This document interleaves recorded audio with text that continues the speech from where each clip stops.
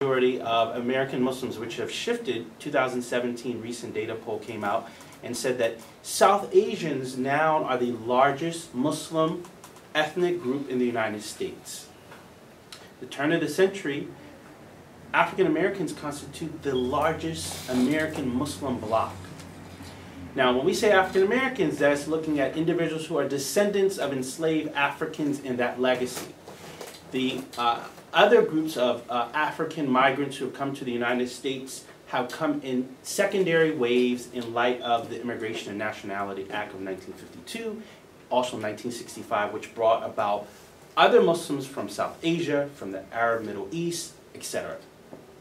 So, if the imagination of American Muslims, historically speaking, are based off of the experience of those who are descendants of enslaved Africans, which this museum captures, and behind you we'll see some of the writings of those individuals, then what, pardon my French, what the hell has happened to those individuals who brought about Islam in America? Now, when I say enslaved African Muslims, I'm talking about individuals who were first generation coming into the New World, whose family members, uncles, aunts, brothers, sisters, grandfathers were coming from West African lands. Ibrahim Abdur-Rahman, Omar ibn Said, Yarrow Mamout, the project we worked on, were examples of individuals who were born in West Africa and they journeyed to the New World. They brought with them the religious rituals and traditions from West Africa that we know they have left us. This past week, Julie Woodruff on PBS did a documentary on Omar ibn Said and talks about how the Library of Congress was able to acquire this document from a good friend of ours, including Amir in particular, who passed away, and he was able to sell that document prior to his death last year. Now, in this episode that was played, Amna Nawaz, the journalist, said that Omar ibn Said's native language was Arabic. I went on Twitter yesterday and had to correct her because Arabic was not his native language. He was from West Africa, and last time I checked, if he's from West Africa, he likely may have known Seninke, Hausa, you get my drift, Wolof, right? So this is challenging the idea that, one, she didn't do her homework. Two, people's notions of what it means to be African, people's notions of what it means to be Muslim had totally gone out the window. She said and responded, "Thank you very much." Arabic was his third, fourth, fifth, sixth, could have been his seventh language, because Arabic was the language, lingua franca, that he had acquired as his family interacted with Islam and his family converting to Islam over centuries. I wanted to tee that conversation up, okay? Then we have, and I like using better language, Islamic hybrid movements. I know many scholars use the term Islamic proto-movements. I'm going to use the terminology Islamic hybrid movements, because hybridity is not uncommon from within Islam and other traditions. People borrow, people fuse, people negotiate once religion comes into the New World, right? And so these Islamic hybrid movements that we know about developing in the 1920s, really the early, with the more science tempo, the Nation of Islam.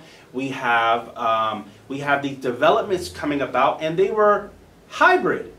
They were fusing black nationalism, mysticism, masonry with traditional Islam.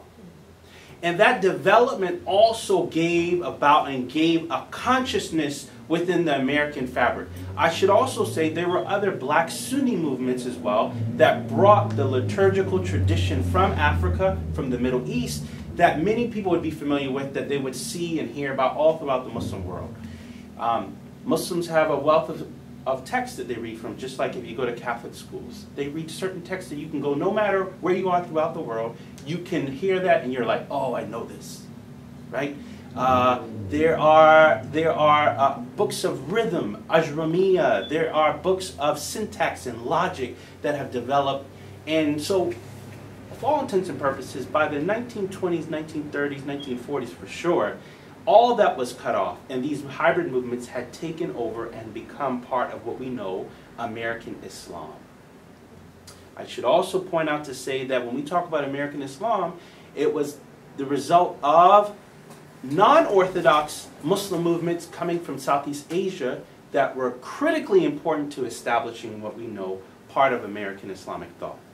The Ahmadiyya movement, which is certainly a movement that has been criticized. Individuals are killed even to this day for their religious ideological interpretation. We won't get into this today, but that movement brought about Islam in America. Mufti Muhammad Sadiq arrives in the United States in the 1900s, and he brings with him Ahmadiyya Islam. So, why do I say this?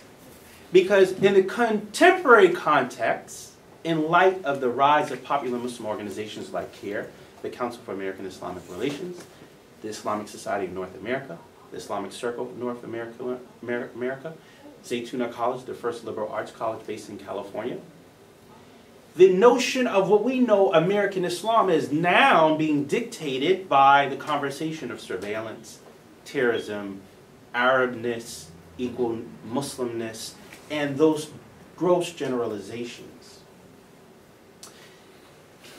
What happened to the black Muslim, African American Muslim? This is the question. And so I've been arguing, wrestling with this idea of, is this a purposeful erasure? Is this the dying off of legacy of communities whose memories are not being transferred?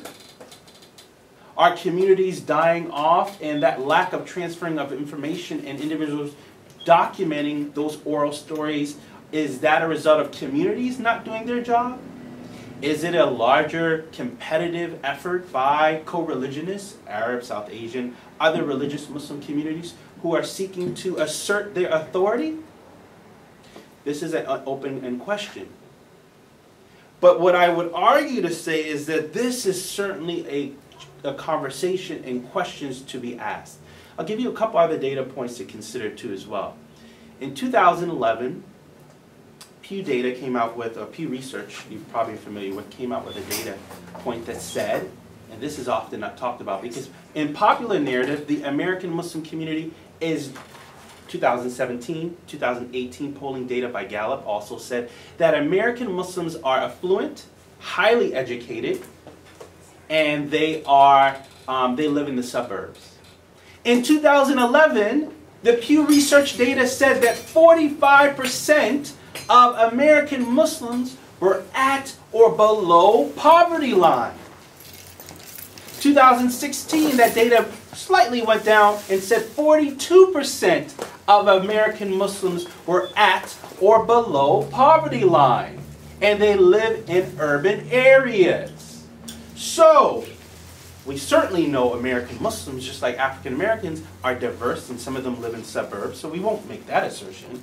But many thriving early American Muslim communities were in urban locations throughout the United States, Washington, D.C. being one perfect example. So those 45%, who are they? The statistics roughly say that at or below poverty is $30,000 a year or below. So this brings up the larger question. Who is telling those stories? Who's representing those individuals? Whose voices are being told in the artistic expression, the musical expression? Though we know hip-hop music, historically speaking, Poor Righteous Teachers, many other early Muslims in hip-hop traditions, even offshoot groups. Yesterday I was watching Jay-Z, and he had a medallion on of the 5%. 5%, there's an internal debate going on whether he's still affiliated or not. But this is an Islamic hybrid movement that has occupied a space in the urban communities throughout America. So my question, and we'll leave this open-ended because I think a dialogue is important, is where is this black Muslim in the contemporary context? Who are the black Muslims in the contemporary context? Who do they represent? How is their stories being heard? The legacy of the Nation of Islam, despite individuals in popular media's attention, might be very critical of Louis Farrakhan, but everyone knows that Louis Farrakhan's bona fides, his rhetoric, his influence in the black community is still there. What role do the black Sunni movements have in the contemporary context? We know based off of the data and the research that I have done too as well, we have a report put out about 6 months ago, that African Americans, particularly in the community of the late Imam Wafdi Muhammad that led the last mass conversion of American Muslims to Sunni Islam, has not produced a single individual that has been radicalized toward violent extremism, transnational extremism. No member of the Nation of Islam has carried out violence or terrorism despite fiery rhetoric in this context, in this heightened world of Al-Qaeda, Islamist extremism, we'll unpack that term later, ISIS, etc. So where are their stories? Where are their narratives being heard? Is this a competitive effort by African American co-religionists who have dismissed those stories? Are the individuals in these communities telling their stories in a real way? I'll stop there, and we can allow some more conversation. I'll pass it on to Dr. Carey. We'll get it together. We'll get it together. You stop. Where? I need my PowerPoint. Maybe help came. No, What, The double, just getting How the to get projector. You have it the off your phone? laptop up there on the projector. you have to, Yeah, I don't want to. There you go, I did help this. I mean, you can just flip it on God your is a merciful laptop. God. You just read off. it's like, if she don't figure it out, control, you can do it or something like that. Well, that's, we tried that and that didn't seem to do it. Like control E, control W, something like Just that. on the desktop. Mm. It's like, yeah, it's right You know, like the control E, control W. I showed him, I don't know myself, but I showed him what it said here, and one of them was control. Maybe it was, You know, I probably wrote down my The double screen. Yeah, usually they're looking up. Can you pull it up? we had also, you did try that, like control W thing? Of course, Try of that? course. You see, I haven't moved forward. Took it off. It's so much simpler. Y'all can just right click. If you put right click in the. What I also say to allow some more time while you're working on this, and just something else to consider too as well, is oftentimes we talk about white supremacy, right? And white supremacy as an institution that has permeated the American consciousness. And it is something that has to be addressed head on. But also, there has become I think, a rising of immigrant, Arab, Southeast Asian supremacy within the American Muslim community as well. There is even in the development of the Islamic tradition of sayings of the Prophet, there has been even debates, even with companions of the Prophet, who were challenged on their internal racism toward non-black or individuals who were of black origin. There is a saying in one of the hadith that says, describing one of the Prophet's companion, that says, he was kana khasir damim lam aswad, that he was short, dark, and black. So even within the Islamic tradition, in the description of how individuals, companions are described, you have this racism that has been challenged by Muhammad the Prophet, but also that was part of the early Islamic tradition as well.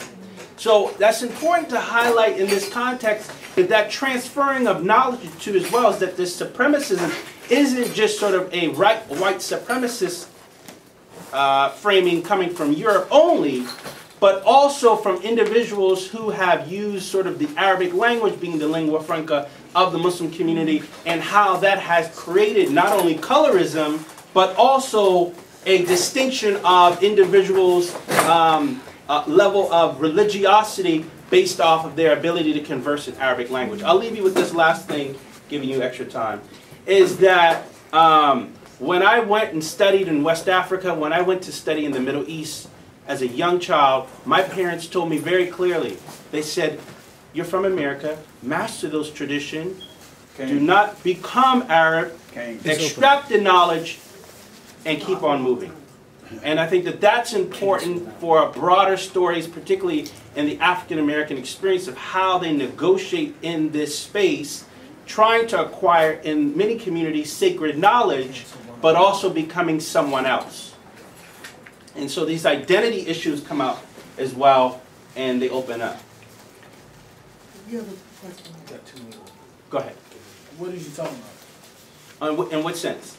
Like, you just said a lot of stuff, Yes, sir. and like, So what I would say to you is particularly on top of, you have a broader issue of white supremacism and white supremacy issues that comes up that certainly I think many communities, many groups, many activist communities have brought up this conversation. Black Lives Matter movement is certainly being one. What I'm also highlighting as well is that there is a rise of Arab immigrant foreign influences that have also dictated a level of supremacy over individuals who do not have the language capability, and based off of the ability to converse in that language. Arabic is used in religious prayers. So individuals who do not have that level of sophistication often are relegated to statuses not at the high standard because they aren't able to converse in that as well.